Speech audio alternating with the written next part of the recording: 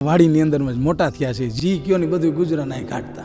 નાવા ધોવાનું બાથરૂમ હતું જ નહીં. 15x15ની ઓળીમાં રહી, એમાં ચારેય ભાઈ રહી, એમાં ને એમાં ખાવાનું, એમાં ને એમાં બનાવવાનું. આવી રીતે નાલી કરતી પાઇમસની કાઢી લઈ, રસોઈ બનાવી, વળી પાછું એ હકેલી લઈ. સાઈડમાં અમારી પાસે મશીન હતા, એ મશીન હલાવતા હોય. પછી હુવાનું થાય એટલે મશીનનો સામાન જે કાંઈ હોય આખો પાછો કરી અને ગોદડા કાઢીને ન્યા નીચે હુઈ જવાનું. ખાટલો શેટી તો હતી જ નહીં. ગામડે એવી પરિસ્થિતિ નહોતી કે આપણે 500 રૂપિયા માગીએ ગઈ.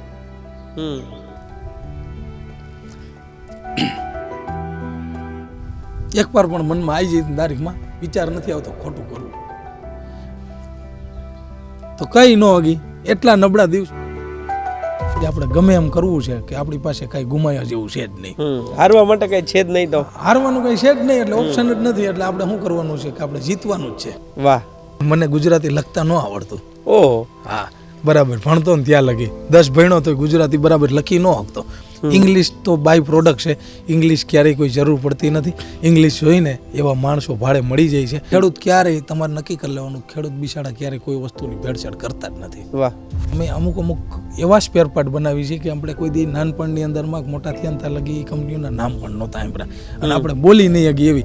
આજે મર્સિડીઝ ગાડી છે તો મર્સિડીઝની ગાડીની અંદરમાં અમારા અમુક પાર્ટ ફિટ થાય છે. મર્સિડીઝમાં જેટલાના પરિવાર વિખાણા છે ને એ બધાય ઝીણું જાતું કર્યું છે. પણ હંમેશના માટે ભાઈઓ ભેગા હોય તો ઘણી વખત આપણે જાણતા હોય કે આપણે ખોટા છે સાચા છે એ જાતું કરી દેવું. વાહ. જાતું કરી દો ને તો જ આપણો પરિવાર સાથે આપણે સંકળાઈ ગયેલા રહી. અને ઘણી વખત જાણતા હોય ને તોય બોલવું નહીં, ચૂપ રહેવું. અને હું ખુદ અત્યારે હાલમાં અમારી ઘરનો કયો ફેક્ટરીનો કયો કોઈ પ્રકારનો વ્યવહાર કરતો નથી. વ્યવહાર કરતો માણસ દુઃખી હોય છે. વાહ વાહ. એટલે મેં મારી જિંદગીમાં આવડો થયો ત્યારથી આજની તારીખમાં પૈસાનો કે ઘરનો વ્યવહાર નથી કર્યો. મારા વાઈફ બધું સંભાળે. સાસુ પોતાની વહુને દીકરી સમજી જાય. માં દીકરી સમજી ગયા એટલે પૂરું થઈ ગયા. અને સમજી લેવાનું કે હાલો ઘરની અંદરમાં માં દીકરી હોય ને તો એને ઝીણો કંકાસ થતો હોય તે સમજી લેવાનું. મિત્રો, ગામના ગોખલે તેલના દીવા બળતા હોય ને તમારા ઘરે લહણની કળી વગાડવા તેલના ફાફા હોય, એને ખબર હોય ગરીબાઈ શું છે. ગામને ધુમાડા બંધ જમવાનું હોય પણ ત્યાં જઈને 2 પૈસા લખાવવા પડશે ને એવી આપણી પરિસ્થિતિ નથી. અને આજે 11 છે એમ કરીને ગોદડાની હોડું તાણી નાખી રાત કાઢી નાખે, એને ખબર હોય ગરીબાઈ શું છે. પતરાની વોયડી હોય ને એમાં વાવાઝોડાની વચ્ચે એ પતરા ઉડે અને બીજાના નેવે બેહીન જેણે રાતું કાઢી હોય, એને ખબર હોય ગરીબાઈ શું છે. આ પરિસ્થિતિ આ દુબળા દી જેથી દૂર થાય છતાં પણ એ માટી ન ભૂલવી, છતાં પણ એ જમીન ન ભૂલવી અને જે જીવન ભૂતકાળ હતો એને ક્યારેય ન ભૂલવો અને આજે પણ એ રીતે જીવવું. બધું હોવા છતાં એ કરી જાણવું, કહેવું ખૂબ સરળ છે પરંતુ જીવવું ખૂબ મુશ્કેલ છે. આવી રીતે જે જીવેલા છે ને આજે જે જીવી રહ્યા છે વ્યક્તિ એટલે રાજકોટ નજીકનું માખાવડ ગામ ને માખાવડ ગામના જીતુભાઈ ભુવા.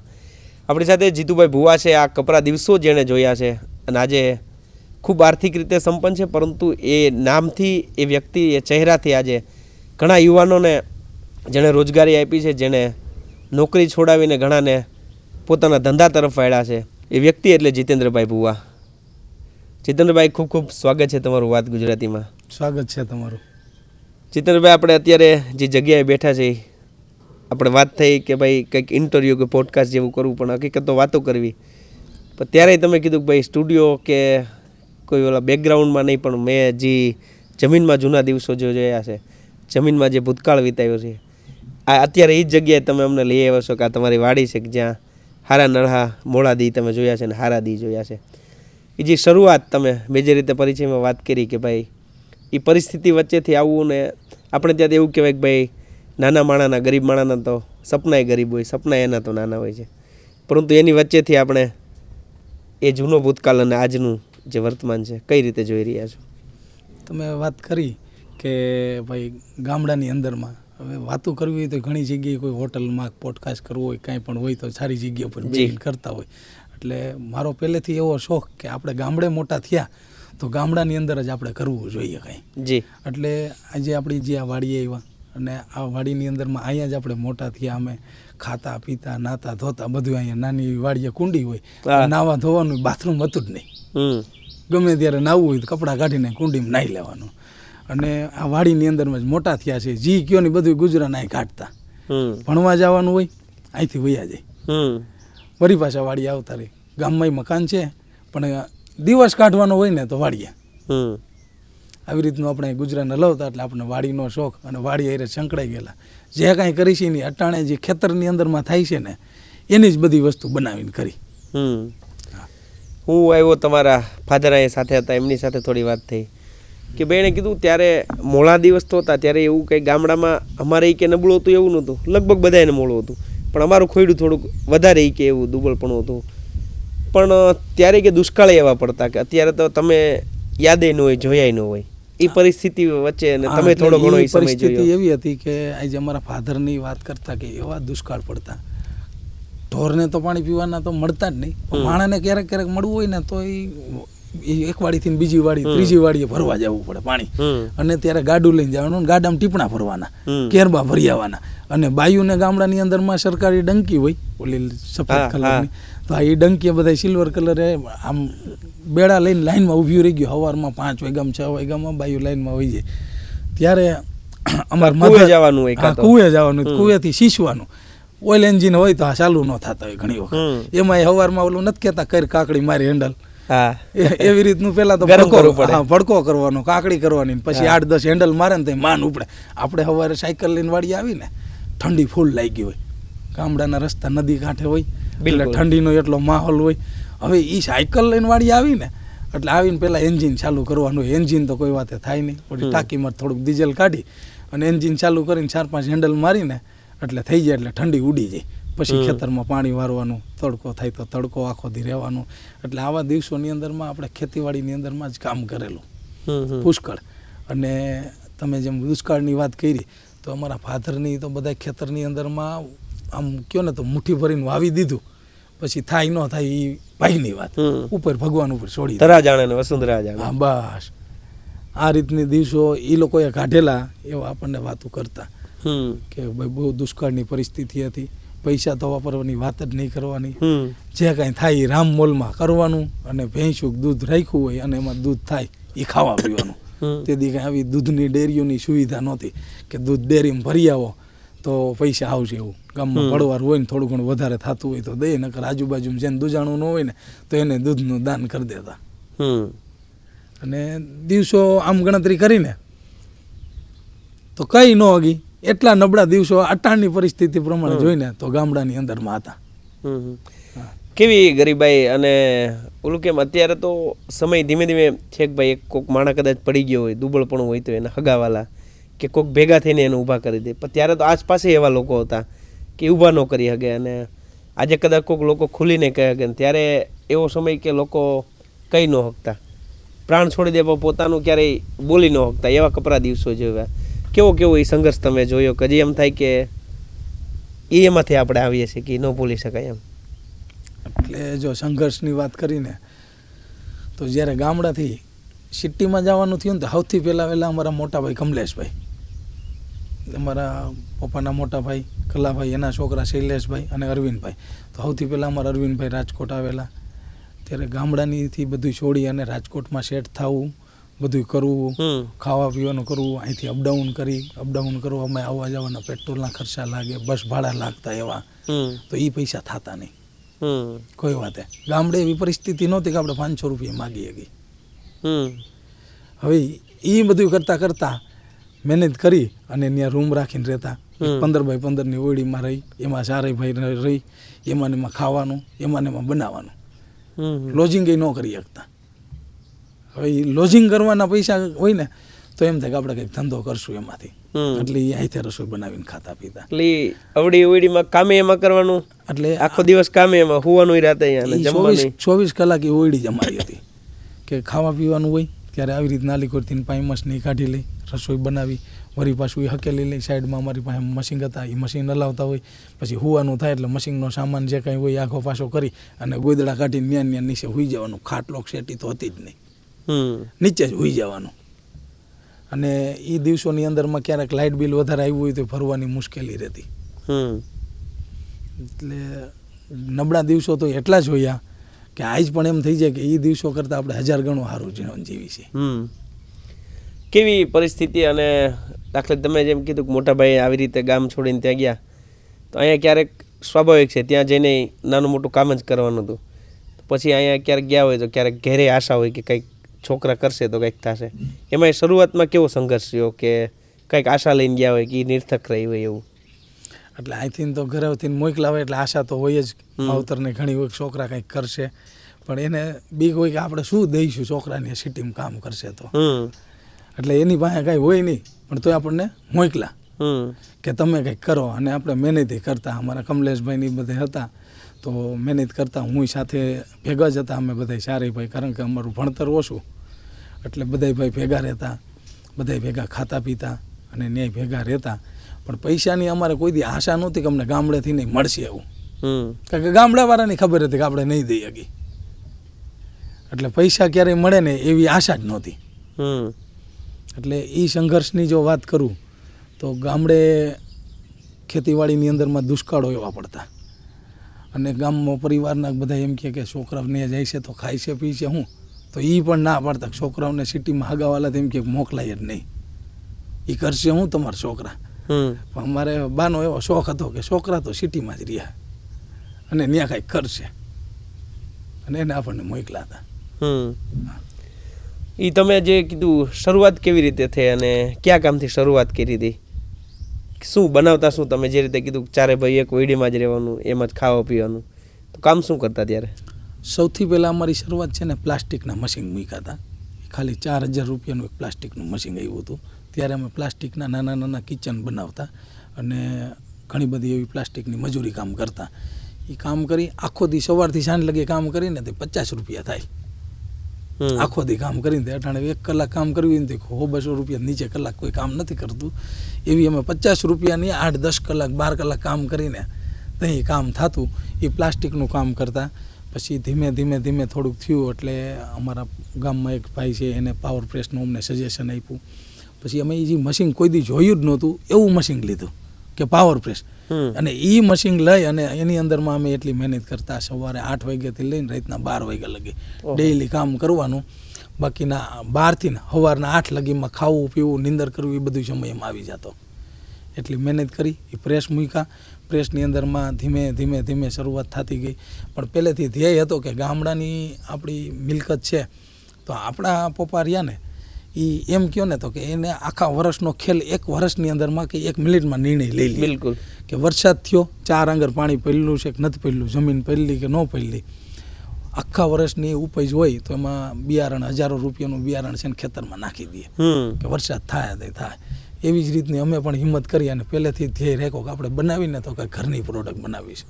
એટલે અમે વાઇચર બનાવવાનું ચાલુ કર્યું. ઓઇલ એન્જિનમાં છે કે ઓટો પાર્ટ્સમાં છે, ઘણી જગ્યાએ મશીનરીમાં વાઇચર યુઝ થતા હોય શીટ મેટલના, એ વાઇચર બનાવવાનું ચાલુ કર્યું. ત્યાર પછી મેગ્નેટ પટ્ટી બનાવવાનું ચાલુ કર્યું. પછી આપણી નીતિ ક્યારે આપણે સવારથી ઉઠીને તો હાઈન લગી ક્યારે એવું ન વિચાર્યું કોઈ દી ખોટું કરવું. વાહ. એકવાર પણ મનમાં આવી જાય તારીખમાં વિચાર નથી આવતો ખોટું કરવું. એટલે સવારથી ઉઠીને હાઈન લગી ક્યારે કોઈનો નબળો વિચાર નથી કર્યો, કોઈને નબળો માલ નથી દીધો. વાહ. એટલે એવી ક્વોલિટીનું બનાવી દિવસે શરૂઆત થતી ગઈ અને આગળ વધતા ગયા. 1 મશીન હતા, પછી 2 મૂક્યા, 3 મૂક્યા, 4 મૂક્યા, એવી રીતના કરતાં આજ 50 પાવર પ્રેસ છે ડ્રીપ ડ્રોઈંગ આવી રીતની. ત્યારે એટલી તગલ પડતી કે સવારથી હાઈન લગી કામ કરી, એ માલ બનાવી અને માર્કેટમાં વેચી આવવાનો. એના પૈસા આવે પછી બીજો માલ લેવાનો, એ માલ બનાવવાનો, વળી પાછો તૈયાર કરવાનો, તૈયાર કરીને વળી પાછું એ મટીરિયલ વેચી આવવાનું, એના પૈસા આવે. આવા 1 વર્ષ લગી અમે હલાવ્યું કે રોટેશન જે કાંઈ પૈસા હોય ત્યારે 15-20 હજાર રૂપિયા હોય ને તો 20,000 રૂપિયામાં જ 20,000માં જે કાંઈ નફો થયો 500 રૂપિયા 1000 રૂપિયા એટલે વળી પાછો એટલો 1000 રૂપિયાનો વધારે માલ લેવાનો, વળી પાછો 2-5 હજારનો નફો થયો એટલે એટલો વધારે માલ લેવાનો. કારણ કે મોજશોખ તો કોઈ દી કર્યા જ નથી. એટલે મોજશોખ વગેરેનું બધું કરતા ગયા. ત્યાં આજે હારે ઓલે પહોંચી ગયા. આપણે આ કંપની વિશે આગળ વાત કરીએ. તમારા ફાધર સાથે વાત કરી કે તમે જેમ કીધું મોજ શોખ નથી કર્યા, એમણે એમની અડધી જિંદગી આમાંથી વિતાવી, એને પૂરી જિંદગી આમાં વિતાવી નાખી, મોજ શોખ કર્યા જ નથી એમ કહો તો કહેવાય. એ પછી આ દિવસો જોયા હોય, મેં અગાઉ જેમ વાત કરી એમ આપણી એક લિમિટ આવી જાય, વિચારવાની લિમિટ આવી જાય, સપના જોવાની લિમિટ આવી જાય. એ પરિસ્થિતિ વચ્ચેથી એને ક્યારેય ન જોઈને એને કીધું કે છોકરાએ પછી મને પ્લેનમાં બેસાડ્યા.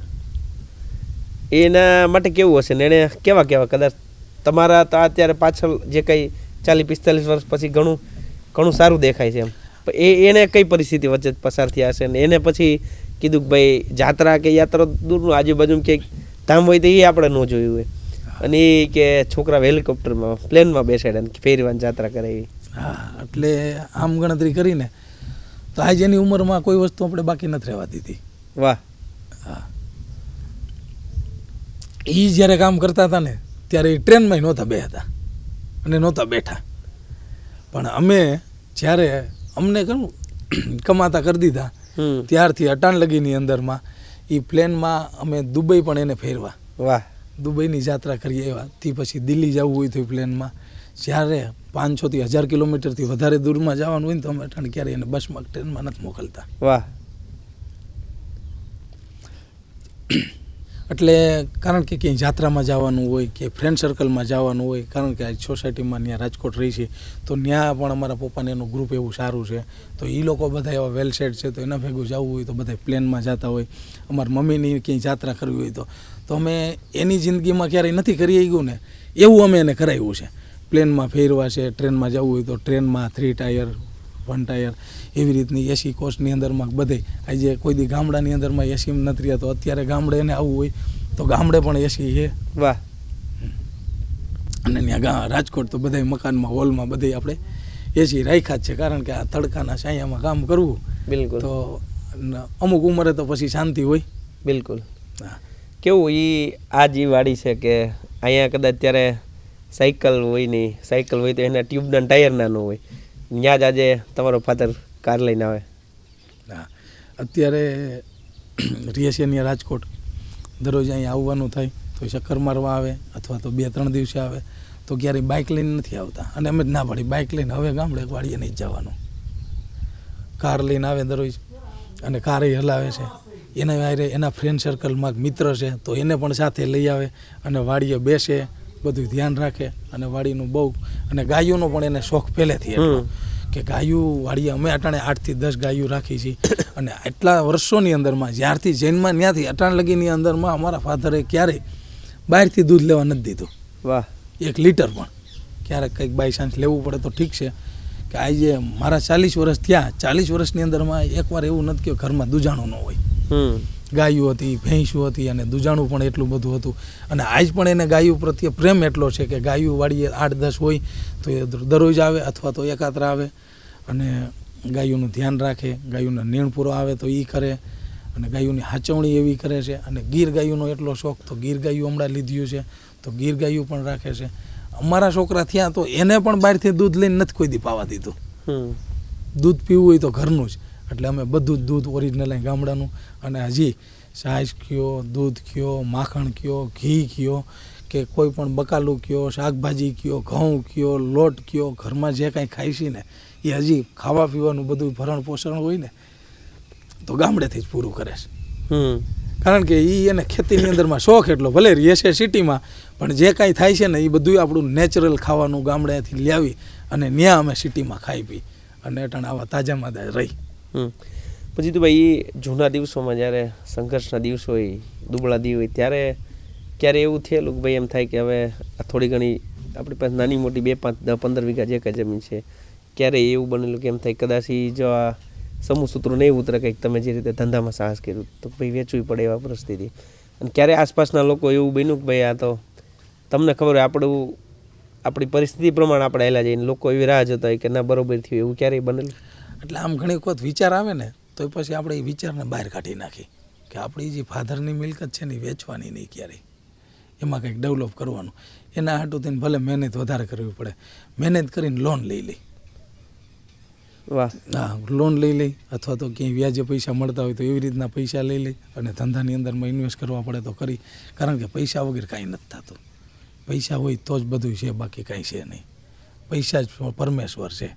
એટલે પૈસાની જ્યારે જ્યારે જરૂર પડે, અમે ગામડે ઘણી વખત વાત કરી હોય, આપણને ખબર જ છે કે એની પાસે તો ત્યાં હોય જ નહીં. એટલે પૈસાની ઘણી બધી અગવડ સગવડ થતી હોય તો પછી આપણે વાત કરી હોય નહીં, પછી જમીનની વેચી નાખી તો પછી આપણે ખાવા પીવાના રોટલામાંથી રહી. એટલે જમીન એમને મેથાવત એમને જે છે એ જ એમને ફાધરને વારસામાં મળેલી છે, અમે એમને જ રાખી છે. અને જ્યારે જ્યારે પૈસાની જરૂર પડી છે તો બેંકોમાં માની લ્યો કે આપણી પાસે પ્રોપર્ટી ન હોય તો બેંકમાં કંઈ આપણે ગીરવે મૂકવા માટે ન હોય તો એ ફ્રેન્ડ સર્કલમાંથી ક્યાંયથી એવી રીતના પણ પૈસા આપણે વ્યાજે લઈ અને બિઝનેસને ટકાવવા માટે જાળવીને કરતા હોય. અને જો પૈસા માટે થઈને પૈસા વ્યાજે લેવા જ પડે. તો જ આપણો ધંધો ગ્રોથ થાય. લોનું લેવી જ પડે, નકર ક્યારેય થતું નથી. જીતેન્દ્રભાઈ, આ બધી પરિસ્થિતિની વચ્ચે એ જે તમે સફર કરી કે ભાઈ પતરાની દિવાલ વચ્ચે કે ગામડામાં એ હારામોળા દી કાઢ્યા, હા, એ બધી પરિસ્થિતિની વચ્ચે આજે જે વ્યક્તિ આટલી પરિસ્થિતિનો સંઘર્ષ કર્યો હોય, એમનો સામનો કર્યો હોય અને આજે એની કંપનીનું કરોડોનું ટર્નઓવર હોય, આ કેવી રીતે શક્ય બન્યું? હવે વાત કરું ને તો કેમ તમે કીધું પતરાની ઓયડી, તો પતરાની ઓયડીની અંદર આપણને કરતા હોય ને આપણને જ ખબર હોય, અને આપણી પાસે કાંઈ હતું જ નહીં. એમ ભીતરની વાતો અમે ભીતું જ જાણે. હા, ભીતની વાત ભીત જ જાણતા હોય. એટલે આપણી પાસે કાંઈ હતું જ નહીં, એટલે ગુમાવવા જેવું કાંઈ કોઈ વસ્તુ ક્યારેય હતી જ નહીં. એટલે આપણને એમ હતું કે હવે લડી જ લેવું છે અને આપણે ધંધો કરી લેવો છે કાંઈ.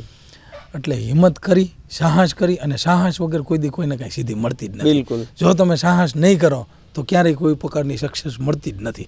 આજની તારીખમાં ઘણા લોકો એમ કે અમને કાંઈ નથી મળતું, પણ એની ઘણી બધે માઇનસ પોઈન્ટ હોય છે કે સાહસ વગર કાંઈ નથી. સાહસની સાથે મહેનત પણ છે. ઘણા સાહસ કરતા હોય તો મહેનત ન કરતા હોય, પણ મહેનત અને સાહસ બે તમે કરો ને એટલે ક્યારેય નિષ્ફળતા આવતી નથી. અમે એ જ લક્ષ્ય લઈને આવેલા હતા કે ભાઈ આજે આપણે ગમે એમ કરવું છે કે આપણી પાસે કાંઈ ગુમાયા જેવું છે જ નહીં. હારવા માટે કાંઈ છે જ નહીં, તો હારવાનું કાંઈ છે જ નહીં, એટલે ઓપ્શન જ નથી. એટલે આપણે શું કરવાનું છે કે આપણે જીતવાનું જ છે. વાહ, ક્યારેય આપણે હારું એવો ઓપ્શન જ નથી. આપણે હારશું, વાહ, આપણી પાસે ક્યારેય જિંદગીમાં વિચાર જ નહોતો કે આપણી પાસે હાર્યા જેવું કાંઈ છે. એટલે 100% નક્કી જ કર્યું હતું કે આપણે જીતવું છે, અને જીતવા માટે જ પ્રયત્ન કર્યા હતા. એટલે આજે આપણે ધારો ને એટલી અમે પ્રોડક્ટ બનાવવાનું ચાલુ કરી દીધું. શરૂઆત ક્યાંથી કરી હતી અને કેટલી પ્રોડક્ટથી આજે શું શું બનાવો છો? અમે શરૂઆતની અંદરમાં શીટ મેટલના પાર્ટ કર્યા હતા. એ શીટ મેટલ એટલે અમારી કિસાન ઇન્ડસ્ટ્રીઝ કરીને ફોર્મ હાલતી, એ અમે હલાવતા હતા. એની અંદરમાં અત્યારે આજની તારીખની અંદરમાં 4000થી વધારે અમે પ્રોડક્ટ બનાવી છે, નાની મોટી 4000. કે આજે હું તમને વાત કરું તો અમે અમુક એવા સ્પેર પાર્ટ બનાવી છે કે આપણે કોઈ દી નાનપણની અંદરમાં મોટા થયા ત્યાં લગી એ કંપનીઓના નામ પણ નહોતા સાંભળ્યા, અને આપણે બોલી નહીં હગી એવી. આજે મર્સિડીઝ ગાડી છે તો મર્સિડીઝની ગાડીની અંદરમાં અમારા અમુક પાર્ટ ફિટ થાય છે મર્સિડીઝમાં, જે કરોડો. એક વિચારા જેવી વસ્તુ જે મેં અગાઉ વાત કરી, આટલી કપરી પરિસ્થિતિની વચ્ચે જેનું બાળપણ વીતું હોય, મોટાભાગની એમણે આજે કીધું કે મોત તો જીવનમાં શું કહેવાય એમને નથી ખબર, અને પછી હવે ધીમે ધીમે એ માણસનું આટલી પરિસ્થિતિ, એટલો એમનો સામનો, આટલા સંઘર્ષભર્યા દિવસો, અને ખિસ્સામાં કીધું કે કાંઈ હારવા માટે તો કંઈ હતું જ નહીં. અને એ વ્યક્તિ જો ધારે, મહેનત હોય, સાચી ધગશ હોય અને સાચી નીતિ હોય, મર્સિડીઝમાં એમના સ્પેર પાર્ટ બને છે. પ્લીઝ તમે આગળ કંઈ. હા, એટલે મર્સિડીઝ જેવી ગાડી તો બીજી BMW છે, આવી તો જે 1-2 કરોડ 5-5 કરોડની ગાડીઓ હોય, તો એ બધી જ ગાડીઓની અંદરમાં માનના ટ્રક આવતા હોય, બીજા મોટા ટ્રક હાલતા હોય, 4 વ્હીલો કે જે 25-25 લાખની મોટી બસો હાલતી હોય એવી. તો એ લગભગ ગાડીઓની અંદરમાં અમારા ઓટો પાર્ટ્સના સ્પેર પાર્ટ એમાં અમારા આ કંપનીના ફિટ થાય છે અત્યારે. કે આપણે ક્યારેય સપનામાં વિચાર્યું નહોતું કે આપણે આવી ગાડીઓની અંદરમાં આપણા સ્પેર પાર્ટ ફિટ થાય. આજે અમે બનાવી છીએ, પણ પહેલેથી નક્કી કર્યું તો આપણે હારવા માટે કાંઈ નથી, તો જીતવા માટે ઘણું બધું છે. વાહ. હા, હવે તમને જો હું એટલે વાત કરું ને તો કે અમે જ્યારે આ બિઝનેસ કરતા ને તો સર્વિસ તો પહેલેથી બધી આપતા જ. જી. શીટ મેટલની આટલી બધી પ્રોડક્ટ બનાવી છે, એમાંથી હું ક્યારેક કે અમે કોઈ પણ ભાઈને કોઈ એમ કે 2 નંગ જોઈશ 5 નંગ દઈશું તો મોટરસાઇકલ લઈને દેવા જતા. વળી પાછું એ કદાચ 500 રૂપિયા આપણે માગતા હોય તો લેવા જતા. એટલે બિઝનેસ છે ને સર્વિસથી હાલે. અમે શીટ મેટલનું આટલું બધું સારું કામ કરતા. ત્યાર પછી અમે 2007 ને 2008ની અંદરમાં ઘરઘંટીના સ્પેર પાર્ટ બનાવવાનું ચાલુ કર્યું. હવે સ્પેર પાર્ટ બનાવવાનું ચાલુ કર્યું ને એટલે આપણને પહેલેથી શોખ હતો કે નબળી વસ્તુ ક્યારેય બનાવી જ નથી, કારણ કે આપણે હારવું નથી એટલે નબળું નથી બનાવવાનું. એટલે અમે પહેલેથી નક્કી કર્યું કે સારી ક્વોલિટીની વસ્તુ આપણે બનાવીશું. એટલે ઘરઘંટીની જારી બનાવવાનું ચાલુ કર્યું. હવે જારી અમે એટલી સારી ક્વોલિટીની બનાવતા હતા કે અમે ઘણી બધી કંપનીઓને સપ્લાય કરતા, પણ અમને રેટમાં પોસાતું નહીં, કારણ કે વસ્તુ સારી આપો ને તો નબળી વસ્તુ બનાવતા હોય ને આપણી સારી વસ્તુ એના સ્પેર પાર્ટ એમાં યુઝ ન કરે. પછી અમે એના ચેમ્બર બનાવવાનું ચાલુ કર્યું, ઘરઘંટીની સર્કિટો બનાવવાનું, ઝીણા મોટી ઘણી બધી પ્રોડક્ટ બનાવવાનું ચાલુ કર્યું. અને ઓછામાં ઓછી 300 થી 400 કંપનીને માલ સપ્લાય કરતા. એ લોકો એટલી સારી ક્વોલિટી બનાવતા, પણ અમારી એથી પણ એડવાન્સ ટેકનોલોજીવાળી ક્વોલિટી હતી ને કે જેથી કરીને અમારા સ્પેર પાર્ટ એને અમે આપીને તો હંમેશા યાદ રાખવું પડે કે સારી વસ્તુ હોય ને એ સસ્તી ન હોય. એટલે અમારા રેટ બધાને બહુ મોંઘા પડતા. પછી અમે વિચાર કર્યું કે આપણે આટલી બધી મહેનત કરી છે, આટલી બધી પ્રોડક્ટ છે, અને ગામડેથી આવ્યા છે, જમીન આરે આપણે જોડાઈ ગયેલા છે, અને આપણે જે ખેતીમાં કામ કરતા, આપણા ફાધરની કામ કરતા, અને એ મહેનત કરતા એટલી તનતોડ, છતાંય એની ખેતીની અંદરમાં ઇન્કમ ન આવતી. હવે ડબલ ઇન્કમ લેવા માટે શું કરવું પડે? એટલે અમે વિચાર કર્યો. ત્યારે 2018ની અંદરમાં અમે આટોમાઇઝ કંપનીની એક શરૂઆત કરી. અને ત્યારે નક્કી કર્યું કે ખેડૂતના ખેતરમાં જે કાંઈ કાચો માલ એટલે કે રો મટીરિયલ થાય છે ને એને સારામાં સારો તૈયાર કરી ફિનિશ ગુડ કરી અને આપણે માર્કેટમાં વેચશું તો એના ભાવ ખેડૂતને બહુ સારા મળશે. એટલે એની અમે મશીનરી બનાવવાનું ચાલુ કર્યું. હવે માની લ્યો કે કેવી મશીનરી અમે બનાવવાનું ચાલુ કર્યું તો કે ખેતરની અંદરમાં જે કાંઈ ઘઉં હોય તો ઘઉં ઉગે અને હલરમાં કાઢે તો ખેડૂત ઘણી જગ્યાએ ઝીણા મોટી ભૂલ રાખી દેતા હોય. એટલે અમે હજારો ખેડૂતોને તૈયાર કર્યા. તો આજે એ ખેતરની અંદરમાં હલર હાકે છે અથવા તો એ ન્યાકડે એનું ઓપનર આવેલું હોય, થેસર આવેલું હોય અને એ ખેતરની અંદરમાં જે કાંઈ ઘઉં તૈયાર થાય તો ખેડૂતને ઘણી વખત શું છે કે ઘઉંની વસ્તુની કઠોળ બધી વજનવાળી વસ્તુ કે ઉપાડી અને એને ખરેથી લઈ અને પઠ્ઠામાં ઘરમાં લઈ જાઓ, વજનવાળો માલ ટ્રાન્સપોર્ટેશન કરવો ને એ વજનમાં થાકી જવાય મહેનત કરવામાં. બિલકુલ. એટલે અમે એને ટેકનોલોજી એવી રીતનું કે ઘઉંની અંદરમાં ખરેથી ઘઉં વેચે સીધા, એટલે એમાં ઘઉંમાં કાકરા હોય, પૂતરિયા હોય અથવા તો તૂટલા ઘઉં હોય. હવે માર્કેટ યાર્ડમાં જાય ને એટલે વેપારી એનો ભાવ પૂરો આપે નહીં, એટલે ત્યાં જ એ માર ખાઈ જાય.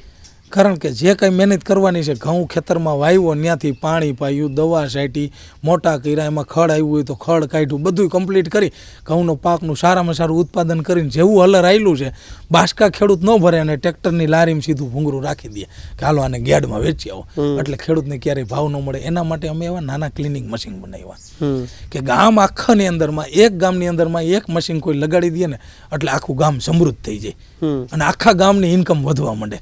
એ ઇન્કમ કેવી રીતની વધે તો કે એ ટ્રેક્ટર આવીને અમે જોઈન્ટ કરીએ કે એ મશીન અમે 4-5 ટેકનોલોજીથી બનાવ્યું કે ખેડૂત પાસે જે સુવિધા છે એની સુવિધાથી હાલશે.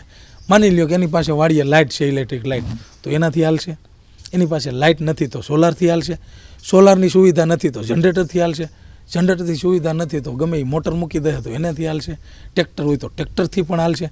ખરે એની પાસે જ્યારે હલર હાલતું હોય ત્યાં મશીન લઈને કોઈ પણ ગામનો જુવાનીઓ ત્યાં જઈને જાય ને એટલે એનો ઘઉંનો ક્લિનિંગ કરીને વેચે ને એટલે એક મણે 150 થી 200 રૂપિયા 20 કિલો ભાવ વધારો મળે. ખાલી માત્ર ઘઉં માટે છે કે બીજી પ્રોડક્ટ? બધી ખેતરમાં જે ઉગે, ઘઉં છે, કઠોળ, મગ, અડદ, દાળ, ચણા, મગ, કોઈ પણ વસ્તુ, બાજરો, જાર, જે કાંઈ ખેતરમાં ઉગે છે ને એ બધું તો ક્લિનિંગ કરીને કરે જ છે. ત્યાર પછી હળદર વાવે તો હળદર પણ માર્કેટમાં વેચવા જાય તો હળદરને પણ પાવડર કરીને વેચવું કેવી રીતનું કરવું તો એનું અમે ગાઈડલાઈન આપતા હોઈએ છીએ ખેડૂતને, બધું કરી છીએ. પછી માંડવી વાવે તો માંડવી આખી એમને પોપટા હોટી યાર્ડમાં વેચે તો ક્યારેય ભાવ ન મળે. એટલે અમે એના માટે ઓઇલ મશીન પણ એવા રાખ્યા છે. માની લો તમારું પરિવાર છે તો સગાવાલા 5 જણા તો સિટીમાં રહેતા જ હોય. બિલકુલ. અમારા સગાવાલા છે ગામડે રહીએ છે અને સિટીમાં રહીએ છે.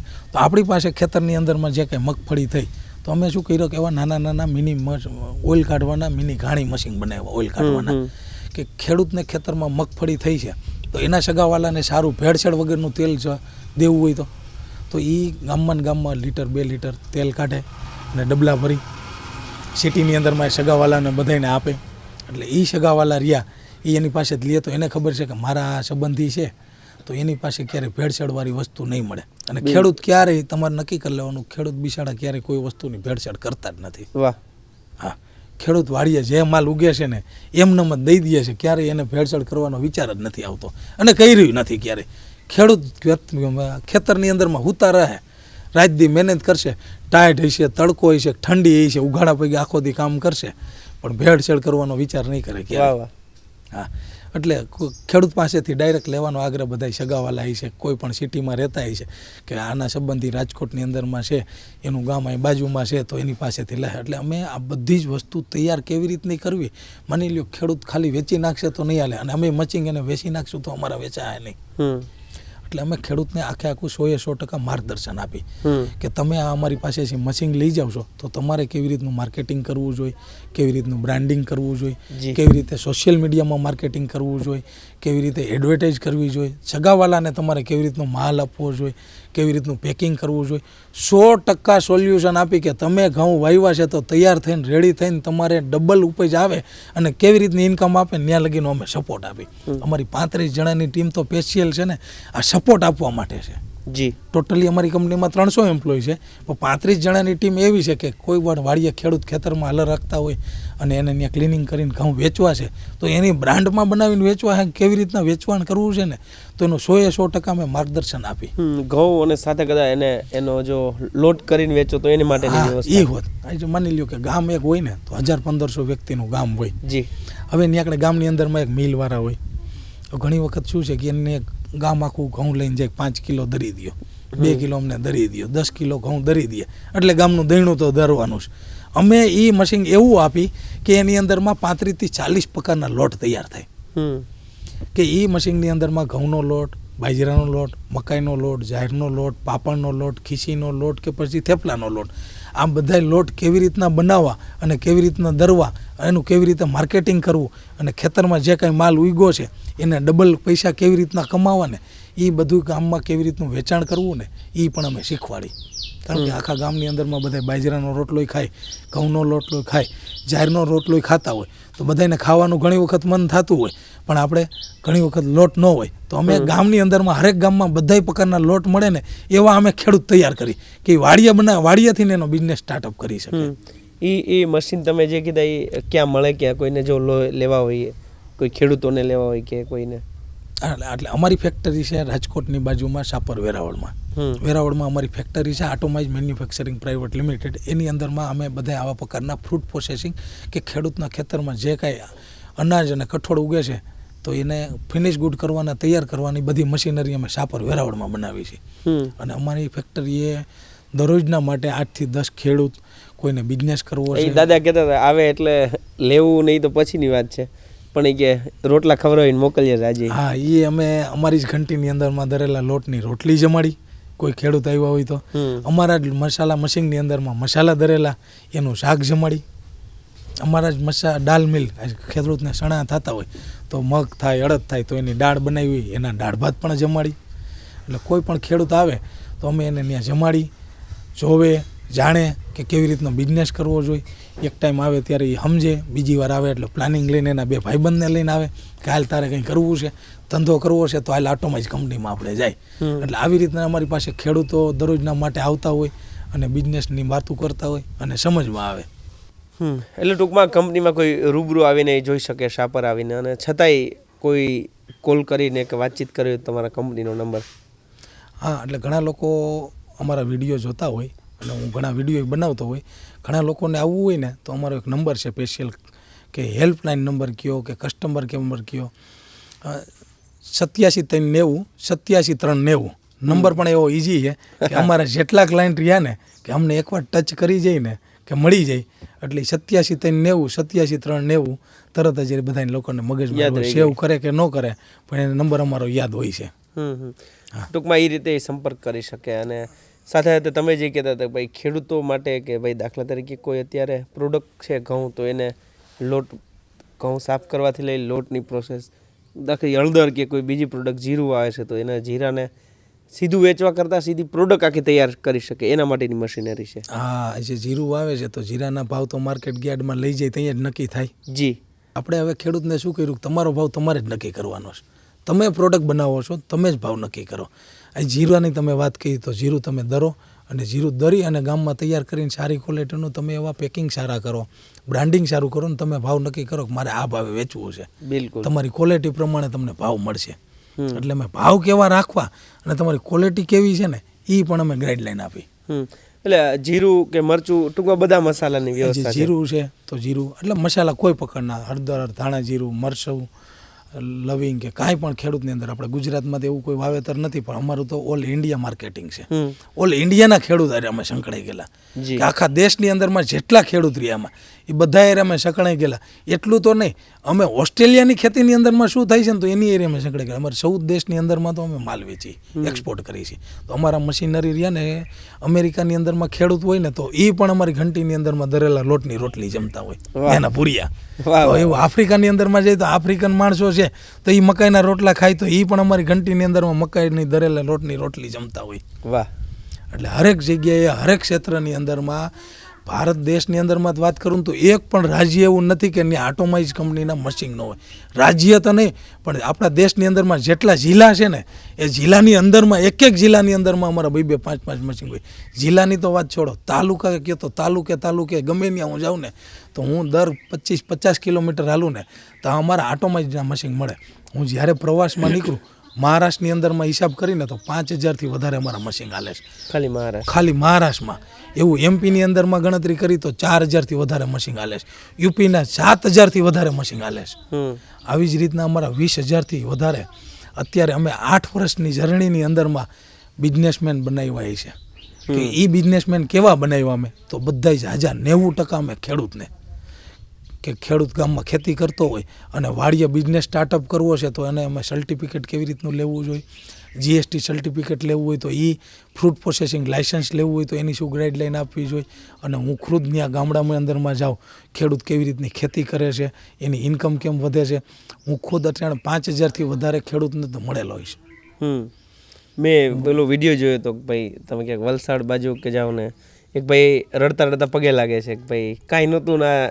હા, એવી તો ઘણી બધી છે કે હું મારું જ કહું તો ઠીક કહેવાય, પણ હું ખેડૂતને ત્યાં વાડીએ જાઉં, મળવા જાઉં, એની બિચારાની પહેલાંની પરિસ્થિતિ 2-5 વર્ષ પહેલાંની પરિસ્થિતિ એવી હોય અને પછી એ આ અમારા મશીન મૂકી અને એની ઇન્કમ જ્યારે સારી ચાલુ થઈ ગઈ હોય, એના છોકરા સિટીમાં રહેતા હોય અથવા તો ગામડામાં રહેવા ન માગતા હોય ને વહી જતા હોય, એના છોકરા સાથે રહેવા માંડે અને એની યાર જોડાઈ જાય ને ત્યારે આપણને ગર્વ થાય કે કારણ કે એના પરિવાર આખો ભેગો રહેવા માંડે.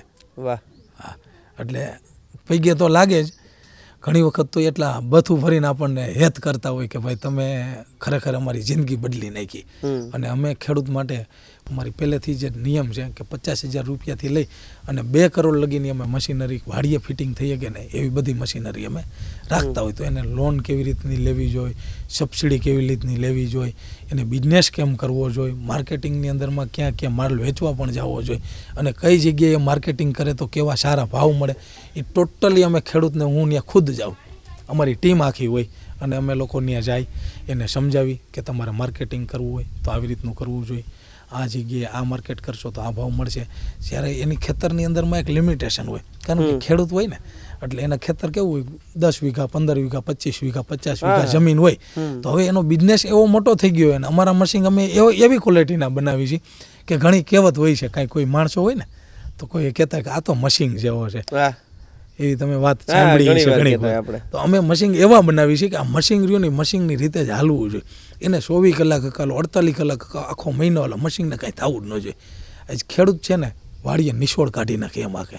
આ ટ્રેક્ટર હોય તો કેમ ખેતરની અંદરમાં ખેડી નાખે જમીનને અને ટ્રેક્ટરને હલાવતા હોય પુષ્કળ, એમ અમે એવી ટેકનોલોજીથી મશીન બનાવ્યા છે કે ખેડૂતને જેમ મશીન હાંકવા હોય કે અમારા કોઈ પણ ક્લાયન્ટ હોય ને એને મશીન જેવી રીતના હલાવવા હોય ને તો મશીનને કાંઈ ન થાય, અમે જવાબદારી લઈએ ને 24 કલાક હલાવો, અમે બેઠા છે. મશીનની રીતે જ આંકવાનું. અને એવું વચ્ચે હું પૂછીશ કે ભાઈ એવું જરૂરી કે ભાઈ ખેડૂત જ આ બિઝનેસ કરી શકે કે અથવા ખેડૂત પાસે કોઈ પ્રોડક્ટ લઈને ખેતી નથી કોઈને તો પણ કરી શકે, આ વ્યવસાયમાં આવી શકે? હા ભરતભાઈ, હું તમને ખરેખર વાત કરું ને તો જે ઓછું ભણેલા હતા ને ખેડૂત હોય કે કોઈ પણ કેટેગરીમાં, એને અમારા બિઝનેસ સાથે અને અમારી જોડાવા પહેલાં એક્સેપ્ટ કર્યું હતું. વાહ. કે કાંઈ પણ વસ્તુ હોય તો ઓછું ભણેલા હોય ને એ સાહસવીર વધારે હોય.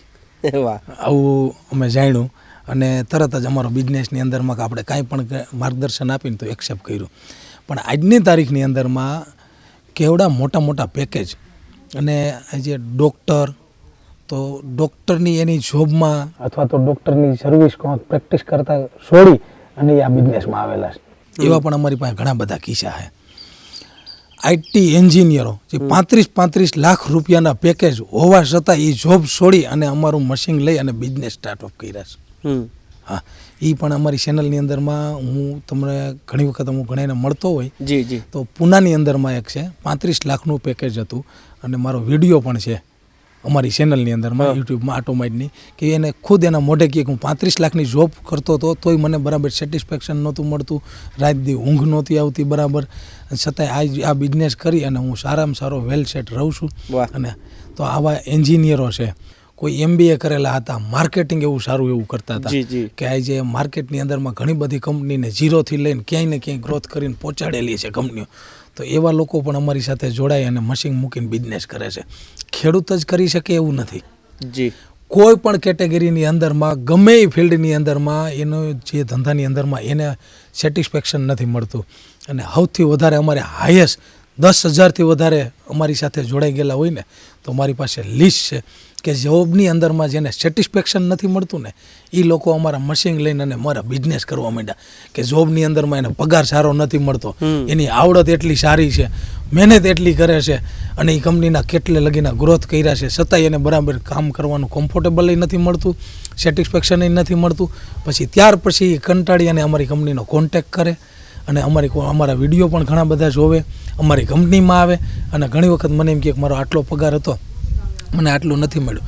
અને મશીન મૂકી અને જે બિઝનેસની અંદરમાં જે ગ્રોથ કરી અને જે એની સાયકલ પકડે છે ને એ રોકેટ ગતિની જગ્યાએ જાય. કારણ કે એને જોબ કરી છે ને ત્યાં એટલી ગંભીરતા મળી ગઈ છે. કારણ કે ત્યાં આગળ કોઈ પ્રકારનું ડિસિઝન લેવું હોય તો એને 5 વાર એપ્રુવલ લેવું પડે, પૂછવું પડે કે હું આ કરું. એની પાસે ઘણા બધા ક્રિએટિવ આઈડિયા હોય, ઘણા બધા એને વિચાર આવતા હોય કે આમ કરું તેમ કરું, પણ કંપનીમાંથી એના મેનેજરો, એના સાહેબુઓ એને ઘણી પરમિશન ન આપતા કે તારે આ નથી કરવાનું. કારણ કે તો એને બંને આગળ વાદ વિવાદ થતા હોય. આવા ઘણા બધા પ્રશ્નો અમને આવતા હોય કે સાહેબ અમે આટલું બધું સારું કામ કરી છીએ, આટલું પરફોર્મન્સ આપી છીએ, આટલો ગ્રોથ કરી છીએ, આટલા કરોડનું ટર્ન ઓવર કરી દીધું, કંપની પહેલાં આટલી હતી, અમે 5 જણા થઈને અમે ટર્ન ઓવર આટલું પહોંચાડી દીધું, છતાં એ કંપનીની અંદરમાં એની વેલ્યુ કાંઈ ન રહેતી હોય ત્યારે એ કંટાળી જતા હોય. પછી અમારી પાસે આવે, વાત કરે છે અને આ ઈ લેવલના માણસો, હજારો માણસોને અમે બિઝનેસમેન બનાવ્યા છે, જોબમાંથી એને બિઝનેસમેન. તો એની ખુદની થાય ને ત્યાં તો એ એનું કંઈક અલગ જ રંગરૂપ હોય. અમે ખુદ જોતા હોય, કારણ કે જોબમાંથી આવ્યા છે ને ઘરનું કરે ને એટલે એની પાસે એનર્જી, શક્તિ ભગવાન પાસેથી કેમ જાણે મળી ગઈ હોય એવી શક્તિ સાથે બિઝનેસમાં જોશ લગાડતા હોય અને એટલું ઉત્સાહથી કરે ને કે રાત દી મહેનત કરી અને આજે અમે જોઈને તેમ થઈ જઈએ કહો આટલું ભણેલા. એવા તો હજારો કિસ્સા છે. અને હું તો કહું છું કે કોઈ પણ લોકોને અમારી ખાલી એકવાર એ શું પહેલાં કરતા હતા એની જર્ની અને હવે શું કરે છે, હું એને મળવા જાઉં ને તો એના ફીડબેક વિડીયો પણ અમે બનાવી. અમારી આટોબેનની ચેનલમાં હિન્દીમાં, ગુજરાતીમાં કોઈ પણ જોવે ને, યુટ્યુબ ચેનલ છે એમાં જોવે ને તો એની બધી જર્ની મળી જાય. હું ડીપમાં સમજાવું એના કરતાં એના મોઢે જે કહે છે ને એ. અને અમે એટલું આમ ફ્લેક્સિબલ રાખ્યું છે કે કોઈ લોકો એમ કહે ને કે તમારું ક્યાં મશીન હાલે છે, એટલે હું એના આજુબાજુમાં 25-50 કિલોમીટરમાં જે અમારા ગ્રાહક મશીન હલાવતા હોય ને એના જ કોન્ટેક્ટ નંબર આપી દઈ, જાઓ તમે જોઈ આવો. કારણ કે એને હૈયો ધરાવ રહીએ. એટલે મિત્રો, વ્યવસાય કરવો ન કરવો એ તો પછીની વાત છે, પણ જીતેન્દ્રભાઈને એમની કંપનીને એકવાર મળવા જેવા માનવી તો ખરા. એટલે કદાચ વ્યવસાય કરો ન કરો પરંતુ આ બાજુ ક્યાંક આવવાનું થતું હોય ચોક્કસ એમને સાથે મુલાકાત કરજો. ને જીતેન્દ્રભાઈ, બીજું કે ભાઈ તમે આટલી મોટી કંપની છતાં કોઈ બ્રાન્ડ એમ્બેસેડર નહીં, માર્કેટિંગથી લઈને A to Z તમારા જે 4 ભાઈઓ તમે કંપની ચલાવો છો અને ખાસ કે ચહેરો તમે અને બ્રાન્ડ એમ્બેસેડર તમે અને માર્કેટિંગ એ તમારે આજની તારીખે એ વિચાર કઈ રીતે? બાકી મોટાભાગની કંપનીઓ આપણે એ રીતે જોઈએ કે ભાઈ કંપની હોય એનું માર્કેટિંગ એ રીતે થતું હોય, એના બ્રાન્ડ એમ્બેસેડર હોય, ચહેરો એ જ હોય. એટલે ઘણી કંપનીઓ શું છે કે કોઈ સેલિબ્રિટી હોય કે કોઈ ફેમસ હોય અને એને લાવી અને બ્રાન્ડિંગ કરતા હોય તો જેથી કરીને એની કંપનીનો જલ્દી ગ્રોથ થતો હોય. પણ મારો ધ્યેય તો પહેલેથી એવો છે કે ગમે એ લોકો અમારી સાથે જોડાઈને તો અમે બિલકુલ એને ના પડી તમે કોઈ પ્રકારના કોઈ બ્રાન્ડ એમ્બેસેડર રાખતા નહીં. તમે જ ખુદ તમારી કંપનીના બ્રાન્ડ એમ્બેસેડર બનો અને તમે જ એડવર્ટાઇઝ કરો. કારણ કે તમે જે પ્રોડક્ટ બનાવો છો, અમારી વાત કરું, અમે જે કાંઈ પ્રોડક્ટ બનાવી છે, મશીનરી બનાવી છે, તો આપણે એને જન્મ દીધો છે તો આપણે કેવી પ્રોડક્ટ બનાવી છે એ આપણને ખબર છે. કોઈને સમજાવવી હોય તો કેમ સમજાવવી, કેમ પીચ કરવી, કેમ હલાવવી, કેમ કરવું. હવે એ લોકોને ખબર જ નથી. મા છોકરાનો જન્મ આપે તો એની માને ખબર હોય કે મારા છોકરો આવી ઋતુની અંદરમાં આવી રીતનો રહે તો એને હું કેર કરું તો સારું રહે, આ ઋતુની અંદરમાં એને તંદુરસ્ત સારી રહે. તો એના માને ખબર હોય કે મારો છોકરો જન્મથી મોટો થયો ત્યાં લગીને આવી ઋતુની અંદરમાં એની હેલ્થ સારી રહે છે. એમ અમારા બિઝનેસની અંદરમાં અમારા મશીન લઈ જાય ને તો અમે એની હેલ્થ કેમ સારી રહે ને એનું ગાઈડલાઈન આપી કે આ ઋતુની અંદરમાં આ પ્રકારનો મશીનનો બિઝનેસ કરવો જોઈએ. આજે દાળનો બિઝનેસ છે 12 મહિના હાલે છે ખાવામાં, પણ ખેડૂતના ખેતરમાં તો વર્ષમાં એક જ વાર ઉત્પાદન થાય છે. તો ચણા નીકળાશે તેને ત્યારે જ દાળ બનાવવાની છે, તો જ્યારે સિઝન હોય ત્યારે. તો મસાલાનો બિઝનેસ એવું છે કે ડિસેમ્બરથી લઈને એપ્રિલ મહિના લગીનો મસાલાનો બિઝનેસ હોય. તો કઈ ઋતુની અંદરમાં કેવો બિઝનેસ સેટ કરવો ને એ આપણે એને સરસ મજાનું બ્રાન્ડ આપી શકીએ, નો બ્રાન્ડ એમ્બેસેડર આપી શકે. એ જીતેન્દ્રભાઈ, સવાલ એ થાય કે તમે અમુક વચ્ચે બોલવામાં ઇંગ્લિશ શબ્દ આવે તો તમે તો કંઈક 12 ધોરણ પાસ કે ફેલ? ના 12 તો હું ભણ્યો જ નથી. અચ્છા, હા 10 ભણી તો આ ઇંગ્લિશ ટૂંકમાં 10 પાસ છો તમે. આ 10 પાસ સૌ તો આ ઇંગ્લિશ શબ્દને તમે મેં પ્રોફાઇલ જોતો હતો ઘણા બધા દેશે રેખા, તો ત્યાં પ્રોબ્લેમ ન થતો ભાષાનો? હવે કેવું છે, ભાષા તો બધાને આવડી જાય. મેં કોઈ દી ભણવા હાટું એફોર્ટ લગાડ્યા જ નથી, કારણ કે હું ભણવામાં ગામડે હતો ને તે તો અમારા ગામમાં ક્યારેક કોઈ સાહેબોને મળે ને તો હું ઠોઠ વિદ્યાર્થી બહુ હતો. એટલે છેલ્લી બેન્ચનો જ કારીગર હતો ને આગળ બેહારતા તો બેસતો નહીં. મહેનત કરી છે એટલે થઈ ગઈ છે, ને જે આગલી બેન્ચમાં બેસે છે એ બધા કામ કરે છે. વાહ. કારણ કે ભણવામાં પહેલાંથી નબળા હતા, પણ બિઝનેસ કરવામાં ક્યારેય ભણતરની જરૂર છે જ નહીં એવું હું માનું છું. ઇંગ્લિશ તો બાય પ્રોડક્ટ છે, ઇંગ્લિશ ક્યારેય કોઈ જરૂર પડતી નથી. ઇંગ્લિશ જોઈને એવા માણસો ભાડે મળી જાય છે. હું 2008થી પીએ રાખું છું. વાહ. એનું ડેઝિગ્નેશન નથી આપેલું, પણ મને ગુજરાતી લખતા ન આવડતું. ઓહ. હા, બરાબર ભણતો ને ત્યાં લગી 10 ભણ્યો તો ગુજરાતી બરાબર લખી ન શકતો. ગોખણિયું હોય ને એટલું લખાય, બાકી તોય અટાણ લગીની અંદરમાં જ્યારે જેવી વસ્તુની જરૂર પડી ને એ મારો પીએ ભેગો જોઈ. હું અહીંયા નહીં, દેશ વિદેશમાં ઘણા દેશોની અંદરમાં બહાર જઈ આવ્યો. ભારત દેશમાં તો એક પણ રાજ્ય એવું નહીં કે મેં ત્યાં વિઝિટ નથી કરેલી, પણ આઉટ કન્ટ્રીમાં ચાઇના ગયો તો, દુબઈ ગયો તો જ્યાં જરૂર પડે છે ને ત્યાં આપણા ભેગા આપણા પીએ આપણે જોઈએ એવું ગાઈડલાઇન સાથે, ઇંગ્લિશ ભણેલા ગણેલા, રૂપિયાનો હિસાબ સાથે, સવારથી સાંજ લગી આપણે શું કરવું છે ને એનું પ્લાનિંગ બનાવી દેવાવાળા માણસો જોઈને એટલા મળી જાય છે. હા મિત્રો, જીવનમાં ઉતારવા જેવી ને શીખવા જેવી વાત છે. એ બહુ નિખાલસ ભાવે કીધું, ભાઈ પૂરું ગુજરાતી લખતાય મને નથી આવડતું ને. એટલે આપણે ઘણી વખત કહેતા હોય કે ભાઈ આ કરવું છે પણ આ વસ્તુ નથી. ભાષાની વાત કરી કે ભાઈ ઇંગ્લિશ આજની તારીખે ગુજરાતી પ્રોપર નથી આવડતું, એટલે ભાષાની તો વાત જ દૂર રહી. તેમ છતાં પણ આજે કરોડોનું ટર્નઓવર છે અને ખૂબ સારી રીતે વ્યવસાય કરી જાણે છે. એટલે જેને જે કરવું છે ટૂંકમાં આ વાત પરથી સમજી શકાય કે ભાઈ જો મહેનત અને સાચી નીતિ હોય તો બિલકુલ કરી શકાય છે. ને બીજી વાત એ જીતેન્દ્રભાઈ કે આજે કોઈ એક કંપની છે, 2 ભાઈઓ ચલાવે છે, કોઈ પણ પ્રશ્ન ઊભો થાય, ધીમે ધીમે એ ભાઈઓ જુદા થાય એટલે કંપનીના 2 પાર્ટ પડે, એટલે ક્યાંક એ બિઝનેસ એ વ્યવસાય ડિસ્ટર્બ થઈ જતો હોય છે.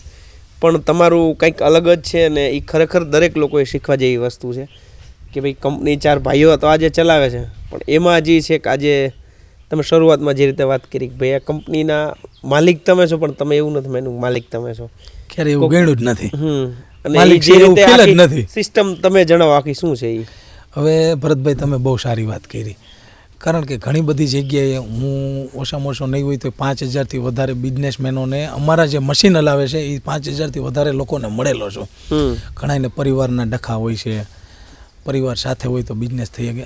અમારું એક આખું અલગ રીતે અમે કરેલું છે કે બીજાની ઘણાની પરિસ્થિતિ જોઈ અને અમે વિચાર્યું કે અમે ગામડે રહેતા હતા તો અમારા પપ્પાની મારા બાપુજીની બધા આમ ખેતીવાડીમાં ભેગા જેવું આમ બધું અલગ. તો અમે રાજકોટ આવ્યા તો 4 ભાઈનો પરિવાર ભેગો, 4 ભાઈનો ધંધો ભેગો, એક જ કંપનીમાં રહી તોય બધું ભેગું અર્થતંત્ર. અટાણે અમારે ટોટલ 6 કંપની છે અને બધા ભાઈ એક કંપની હલાવે છે, કોઈના ભાગમાં 1.5 ડબલ એવી રીતનું છે. તો બધા એમાં મેનેજમેન્ટ કરતા હોય, પણ અમે ક્યારેય માલિક તરીકે નથી, અમે એમાં પગાર લઈ છીએ. વાહ. એટલે હકીકત પગાર તમે અમે પગાર લઈ છીએ. અમારા ઘરમાં અમારા ફેમિલીમાં મારા વાઈફને કપડાનો શોરૂમ છે તો એને કપડાનો શોરૂમ હલાવે છે, પણ એને પગાર જ મળે. બધું કંપનીનું જે કાંઈ છે એ કંપની નફો કરશે તો કંપનીમાં જ રહેશે, કંપની જ ઇન્કમ કરશે, પૈસાની જરૂર રહેશે તો એ કંપની જ આપશે. અને હું અત્યારે કામ કરું છું તો અમને પણ પગાર જ મળે. અમારા 4 ભાઈ છે તો 4 ભાઈને પગાર જ અમારે મળે. અને બધા ફેમિલીમાં કાંઈ પણ ડિસિઝન લેવું હોય ને તો પહેલાં નવી કંપની કરવી, નવો આઈડિયો લેવો કે છોકરાઓ માટે કાંઈ કરવું હોય તો અમે બધા ફેમિલી સાથે બેસી ચર્ચા કરી અને જેને સારો આઈડિયો ક્રિએટિવ આવ્યો હોય એ પ્રમાણે કરી અને અમે દર 3 મહિને આવી રીતની કરી અને મહિનામાં એકવાર અહીંયા વાડીએ આવી. અમે અમારા 4 ભાઈનો પરિવાર અમે ભેગો થાય, રવિવાર હોય ત્યારે બપોરે આવી જાય, સાંજ લગી અહીંયા રહી બધા ફેમિલીમાં બૈરાઓ અમારી રસોઈ કરે અને ખાઈ પી અને ભેગા નાસ્તો કરી જમી રાત્રે મોડા પડીને છૂટા પડી બધા ફેમિલી સાથે જ રહી. એટલે ફેમિલી હારે છે ને તો જ બિઝનેસનો ગ્રોથ થાય, નકર થતો નથી. જેટલાના પરિવાર વિખાણા છે ને એ બધાય ઝીણું જાતું કર્યું છે, પણ હંમેશના માટે ભાઈઓ ભેગા હોય તો ઘણી વખત આપણે જાણતા હોય કે આપણે ખોટા છે સાચા છે એ જાતું કરી દેવું. વાહ. જાતું કરી દો ને તો જ આપણો પરિવાર સાથે આપણે સંકળાઈ ગયેલા રહી. અને ઘણી વખત જાણતા હોય ને તોય બોલવું નહીં, ચૂપ રહેવું. વાહ. હા, તો જ આપણો પરિવારનો ગ્રોથ થાય. અને પરિવાર જ્યાં લગી સાથે હશે ને તો તમારી કોઈ પણ આજુબાજુના તમને કોઈ ઓવરટેક નહીં કરી શકે ક્યારેય. વાહ વાહ. આ પરિવારની તાકાત છે. આજે અમે પ્રૂફ કરી લીધું. આજ 22 વર્ષથી ભેગા છે ને તો આ 6 કંપની ઊભી છે, છતાંય અમે 4 ભાઈમાંથી કોઈ ન હોય ને તોય હાલશે. અને 6 કંપની વચ્ચે એક ભાઈ હશે ને તોય કંપની હાલશે. વાહ. મિત્રો ખૂબ જે કોઈ લોકો જોઈ રહ્યા છે એને જીવનમાં ઉતારવાની ને પોતાના પરિવારમાં આ વાત શેર કરવા જેવી છે કે ભાઈ ભાઈઓમાં આજે તિરાડો પડી રહી છે. ક્યાંક ને ક્યાંક એક નાની વાતના કારણે આપણે કદાચ એવું વિચારતા કે મગજમાં લેતા ભૂલી જઈએ છીએ કે આપણે 5, 25 કે 50,000ની નોકરી કરીએ છીએ, ત્યાં કોઈ માલિક છે, બોસ છે, એ તમને ગગલાવી દેશે, કોઈ પણ બોલી દેશે, કોઈ શબ્દ બોલી દેશે તોય સહન કરી શકો છો, પરંતુ પોતાનો સગો ભાઈ છે, સગો બાપ છે, એનું સહન કરવા માટે આપણે તૈયાર નથી. તેના કારણે તિરાડ પડતી હોય છે ને ક્યાંક ને વ્યવસાય હોય, બિઝનેસ હોય કે કોઈ પણ ફિલ્ડમાં હોય, કદાચ એ તિરાડ બહુ મોટું રૂપ ધારણ કરી લેતી હોય છે. એ તિરાડ જ છે ને આખો વાદ વિવાદ કરી નાખે છે. હું જાણું છું ત્યાં લગી લેડીઝ પાસે જે કામ કરવાની શક્તિ છે ને એવી આપણા જેન્ટ્સમાં નથી. કારણ કે અમારા મશીન લેડીઝો ઘણી બધી હલાવે છે અને જે લેડીઝો ગ્રોથ કરી છે ઘરની અંદરમાં આખી આફત આવી ગઈ છે. છોકરાઓનું ધ્યાન રાખવાનું, પરિવારનું ધ્યાન રાખવાનું, છતાંય ઘરમાં ગુજરાન ન હાલતું હોય. પછી અમારી કંપનીમાં ઘણી લેડીઝો એના દાગીના વેચી એની પાસે જે કાંઈ મૂડી ભેગી કરી હોય એમાંથી નાના એવા મશીન લઈને ઘરમાં રહીને બિઝનેસ સ્ટાર્ટ કર્યા છે અને એ બિઝનેસ કામ કર્યા છે અને એ લેડીઝોના બિઝનેસની અંદરમાં સારો ગ્રોથ થયો ને આખો પરિવાર ટકી રહ્યો છે. એટલે આમ ગણતરી કરું ને તો લેડીઝ પાસે જે શક્તિ છે ને એ જેન્ટ્સમાં આપણે માની ન શકીએ કે એ એવું કરી શકશે. એટલે લેડીઝને ઓપોર્ચ્યુનિટી દેવી જોઈએ અને ઘરની અંદરમાં જો લેડીઝ જો ક્યારેય વાત વિવાદ ન કરે, સમજૂતી કરે ને તો લેડીઝ વ્યવહાર કરે ને તો બહુ સુખ શાંતિ રહે. અને સમજૂતી કરે કે ભાઈ આ મારું છે ને મારા છોકરાને જાજુ દેવું એવું નહીં, બધાનું હિત પ્રમાણે દેવું અને હિત પ્રમાણે રાખે તો લેડીઝ જેવો વ્યવહાર આપણે પણ ન કરી શકીએ. કારણ કે ₹2, ₹2 પાણીપુરી ખાધી હોય ને તે ₹5 એનો હિસાબ ચોખ્ખો હોય. એ આવું અમે ફીલ કરી છે અને હું ખુદ અત્યારે હાલમાં અમારી ઘરનો કયો ફેક્ટરીનો કયો કોઈ પ્રકારનો વ્યવહાર કરતો નથી. વ્યવહાર કરતો માણસ દુઃખી હોય છે. વાહ વાહ. એટલે મેં મારી જિંદગીમાં આવડો થયો ત્યારથી આજની તારીખમાં પૈસાનો કે ઘરનો વ્યવહાર નથી કર્યો. મારા વાઈફ બધું સંભાળે. ઘરે કાંઈ લેવું છે, ઘરમાં શણગાર કરવો, લેવું દેવું બધું એને. પરંતુ જીતેન્દ્રભાઈ ઘણા એવા લોકો એવા જોઈએ કે આપણે વાત સાંભળી હોય અથવા તો સોશિયલ મીડિયામાં ક્યાંય તમે સગા સંબંધીમાં એવું સાંભળ્યું હશે કે ભાઈ ભાઈઓને તો ભેગા રહેવું કોઈ પ્રશ્ન નથી, પરંતુ લગ્ન બાદ પરિસ્થિતિ ઊભી થાય કે ક્યાંક ઘર કંકાસને એવી, એટલે સીધી રીતે એવું કહે છે કે ભાઈ લગ્ન પછી બધા પ્રશ્નો ઊભા થાય છે. એ બાબત તમારું શું માનવું છે? ના ના, હું એવું કહી શકું કે એવું કાંઈ હોય નહીં.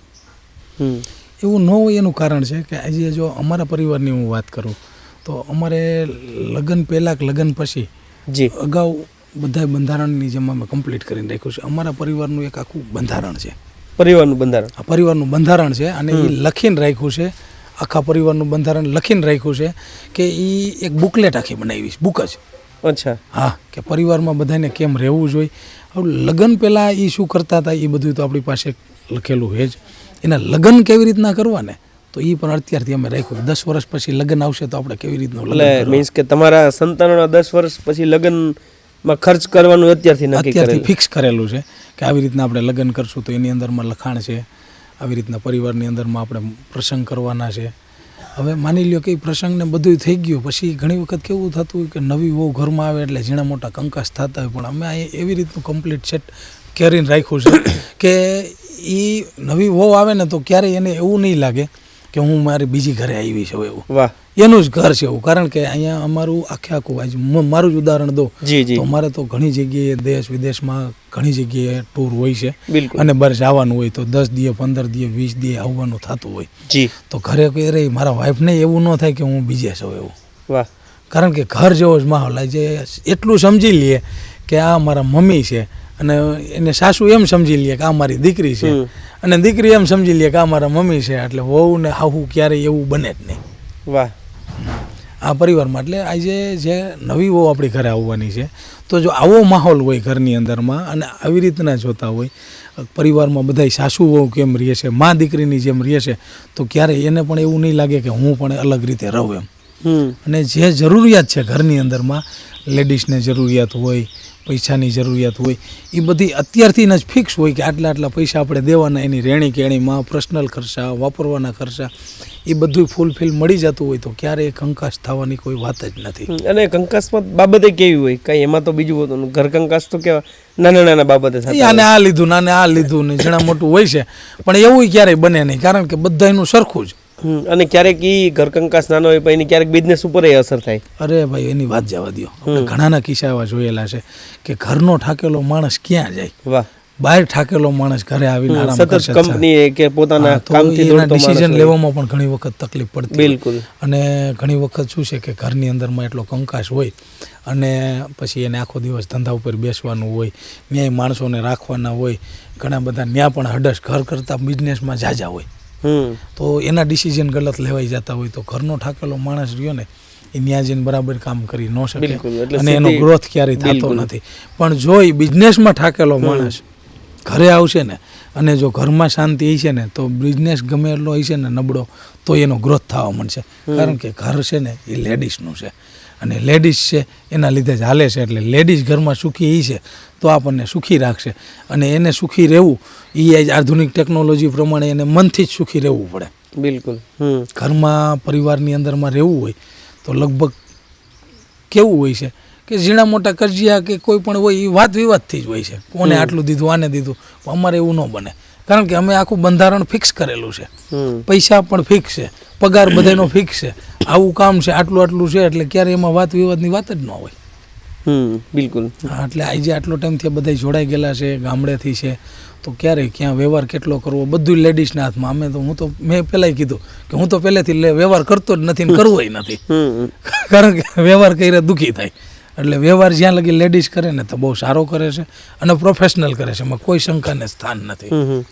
મિત્રો, બહુ માર્મિક અને તર્કબદ્ધ જીતેન્દ્રભાઈએ વાત કરી કે ભાઈ એક સાસુ પોતાની વહુને દીકરી સમજી જાય અને એક વહુ એમના સાસુને માતા સમજીએ. કદાચ આજે પ્રશ્ન ઊભો થાય છે આજે કાલે આપણી આસપાસ જે વૃદ્ધાશ્રમો દેખાય છે, જે પરિવારના કજિયા દેખાય છે, કદાચ એનો પૂર્ણવિરામ તો જ આવી શકે કે એકબીજાને મનમેળ તો જ થઈ શકે. કદાચ જો એ સાસુની જેમ જ રહેશે ને વહુ છે એ વહુની જેમ રહેશે, મા દીકરીની જેમ રહે ને એટલે ક્યારેય કોઈ પ્રોબ્લેમ જ નથી.